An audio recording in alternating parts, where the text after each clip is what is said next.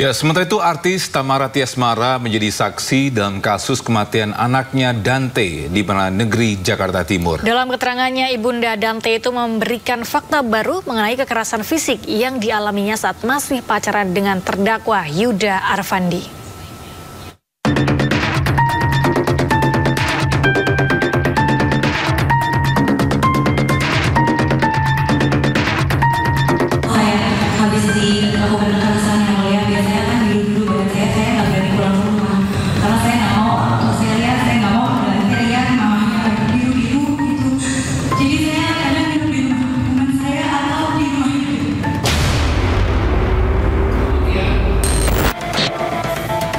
Tamara Tiasmara tak kuasa menahan tangis saat menceritakan kekerasan fisik yang dialaminya ketika masih pacaran dengan terdakwa Yuda Arfandi saat menjadi saksi dalam kasus kematian anaknya Dante di Pengadilan Negeri Jakarta Timur Senin siang. Seberapa sering saudari mengalami kekerasan itu? Saking seringnya saya sampai lupa karena sering sekali. Seringnya? Itu kekerasan fisik? Kekerasan fisik yang mengakibatkan sekarang telinga kiri saya robek dan pecah dengan telinga.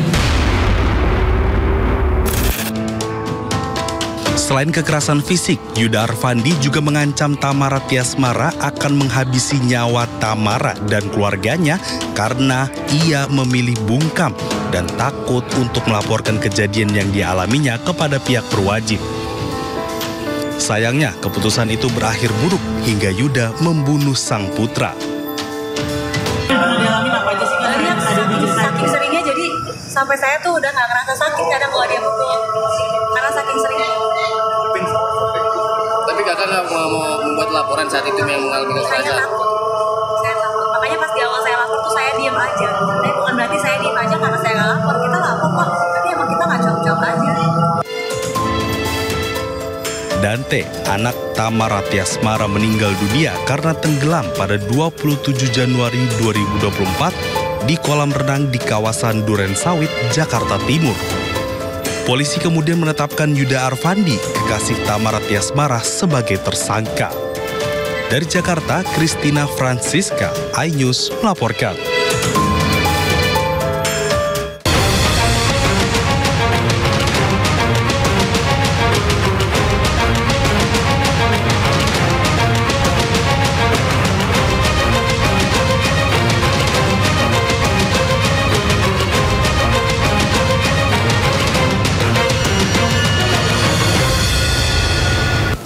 Ya, bisa hari ini mantan terpidana kasus Vina Sakatatal menghadirkan 8 saksi di sidang peninjauan kembali. Salah satu saksi yang akan hadir adalah Liga Akbar yang sebelumnya mencabut kesaksiannya yang ia sampaikan di tahun 2016.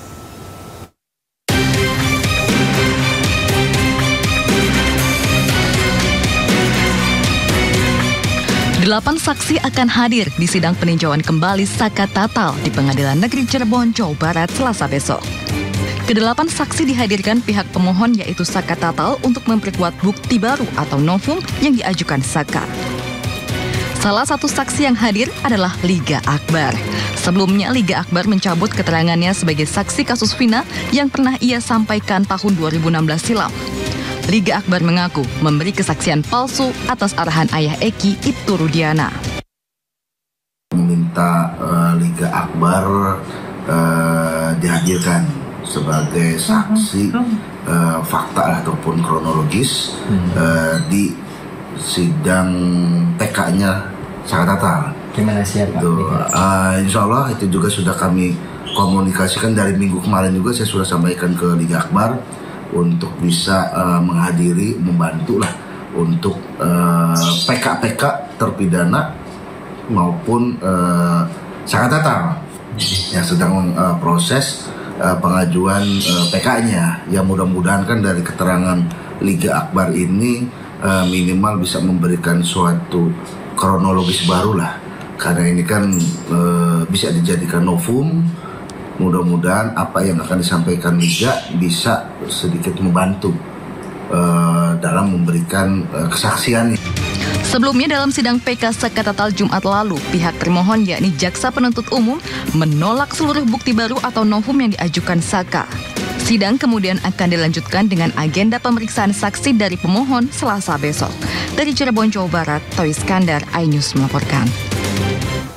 Ya, sahabat, sekaligus saksi dalam kasus kematian Vina, Mega dan Widi ini juga menghadiri sidang peninjauan kembali zakat tatal yang digelar di PN Cirebon, Jawa Barat. Kuasa hukum Mega dan Widi, Muhtar Effendi, menyebut jika kesaksian keduanya penting untuk membuka tabir yang menyebabkan kematian Vina dan Eki di tahun 2016 silam. Ada hal yang sangat menarik di sini yang disampaikan oleh Mega dan Widi, terutama di dalam waktu kejadian, yang mana di dalam berkas perkara persidangan tahun 2017 itu disampaikan bahwa jam 10 lebih atau 22.30 begitu dinyatakan bahwa Eki dan Vina itu meninggal dunia. Ya, sementara di dalam keterangan yang diberikan oleh klien kami, yaitu Mega dan Widi, bahwa sebelum jam 22.30, yaitu jam 22 lewat belasan menit lah, kalau tidak salah saya menyimak itu jam 22.18 menit lah gitu ya, itu Vina masih menelepon, bahkan miss call berulang kali kepada Widi sebagai teman yang paling dekatnya, karena sebelumnya memang Widi ditelepon oleh Vina, kan gitu ya, diajak main, yaitu sekitar jam 22 lebih belasan menit itu Widi ditelepon oleh Vina, diajak main. Cuman karena memang Widi tidak berkenan untuk main keluar, akhirnya telepon itu atau ajakan itu diabaikan. Nah, sekitar pukul 22 lebih 18 menit, gitu ya, 22 belasan lah lebihnya, itu Vina miss call lagi ke Widi pada jam 22.30, artinya berselang 12 menit kurang lebih, ya, tiba-tiba di status bahwa Mega itu mengirim SMS, ya, mengirim SMS ke Vina dengan panggilan Dek. Itu artinya Dek itu dia seolah-olah menyapa gitu ya lewat SMS itu Dek gitu. Tetapi panggilan yang disampaikan lewat SMS itu tidak pernah direspon oleh Vina. Nah, kedua orang sahabatnya ini berpikir jangan-jangan memang Vina lagi arah pulang kan gitu ya. Sekitar jam 11, jam 23 itu ramai di status BBM, waktu itu kan masih BlackBerry ya, ada tulisan RIP Eki RDN.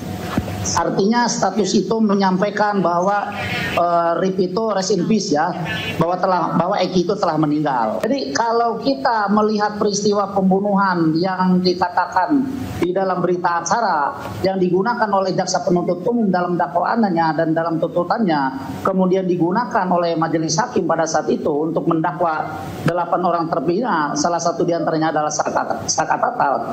Ini waktu ini tidak matching, Mbak. Ya, kenapa saya bilang tidak matching? Karena hanya selang beberapa belas menit saja, atau mungkin kan 22.30 itu Vina udah nggak menjawab. Artinya dari 22.18 ke 22.30 itu hanya beberapa belas menit saja. Nah, kami berpikir apakah iya pembunuhan yang sebegitu kejam, ya, dan dilakukan juga ruda paksa terhadap Vina berlangsung hanya belasan menit. Baik. Nah, ini yang menjadi pendalaman kami.